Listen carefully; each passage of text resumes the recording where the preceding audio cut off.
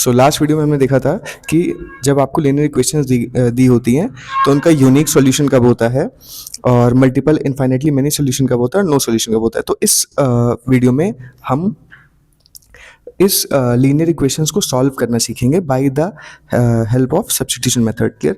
सो अगर आप यहाँ पर एनसीईआरटी में भी देखेंगे तो जो पहला मेथड आपको दिया गया है वो सब्स्टिट्यूशन मेथड है। एनसीईआरटी में बेसिकली आपको दो ही मेथड पढ़ना है, एक आपका सब्स्टिट्यूशन मेथड है और दूसरा है एलिमिनेशन मेथड। क्लियर। सो इस वीडियो में हम देखेंगे एक्सरसाइज 3.2 में सब्स्टिट्यूशन मेथड। क्लियर। सो यहाँ पे हम देखेंगे कि आपको यहाँ पे अगर दो इक्वेशंस दी गई हैं, पहली इक्वेशन है x plus Y is equals to 14 और दूसरी है x minus Y is equals to 4। Clear. So अगर आप यहाँ पे देखोगे तो यहाँ से दो इक्वेशंस आपको यहाँ पे दिख रही हैं, एक ये फर्स्ट हो गई और एक सेकंड हो गई। तो आप किसी भी इक्वेशन से x की वैल्यू निकाल सकते हो या y की वैल्यू निकाल सकते हो। तो हम यहाँ पर हम सेकंड इक्वेशन का यूज़ करेंगे। क्लियर। सेकंड इक्वेशन का अगर हम यूज़ करते हैं तो अगर आप देखोगे तो यहाँ पे जो x की वैल्यू हो जाएगी वो अगर आप नेगेटिव को इक्वल टू के उधर ट्रांसपोज करोगे तो ये हो जाएगा 4 प्लस वाई। तो इस इक्वेशन से आपने x की वैल्यू निकाल ली y के फॉर्म में। अब हम ये जो हमारी x की वैल्यू आई है इसको हम प्लेस करेंगे इक्वेशन नंबर 1 में। सो हम लिखेंगे on placing value of x in equation first. तो अगर आप जब x की वैल्यू फर्स्ट इक्वेशन में प्लेस करोगे तो आपको क्या मिलेगा। सो यहाँ पे अगर आप फर्स्ट इक्वेशन लिखते हैं x plus Y is equals to 14 और आपने x की जगह पर यहाँ पे लिख दिया 4 plus Y is equals to 14। So यहाँ पे आपको मिला 4 प्लस वाई और y को हम ऐड करेंगे तो हमें यहाँ पे 2y मिलेगा और that will be equal to 14।